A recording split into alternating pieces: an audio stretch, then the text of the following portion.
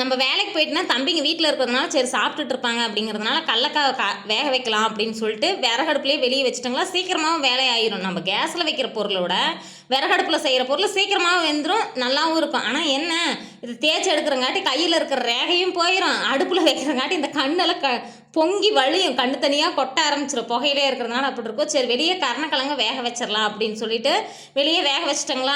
கருணக்கிழங்குனா குழம்பு சூப்பராக இருக்கும், இந்த புளிக்குழம்பு வச்சா சூப்பராகவும் நல்லா டேஸ்ட்டாகவும் இருக்கும். உள்ளே சாப்பாடு வச்சுட்டு வெளியே எல்லா வேலையும் முடிச்சுட்டேன். அப்புறம் காட்டில் போய் டீப் இழுக்கலாம் அப்படின்னு சொல்லிட்டு டீப்பெல்லாம் இழுத்து போட்டு இந்த பெரிய ஓசெல்லாம் தனியாக சுற்றி எடுத்து வச்சுட்டோங்களா. இந்த வருஷம் நம்ம கடலக்காய் எடுத்ததுக்கு மெயின் ரீசனே இந்த பெரிய ஓசு தாங்க, இல்லைன்னா கண்டிப்பாக எடுத்துருக்க முடியாது. அரைகுறையாக தான் கடலக்காய் எடுத்துருப்போம். ஏதோ இந்த டைம் கொஞ்சம் பரவாயில்ல, இந்த ஓசு இருந்ததுனால கொஞ்சம் ஹெல்ப்பாக இருந்தது.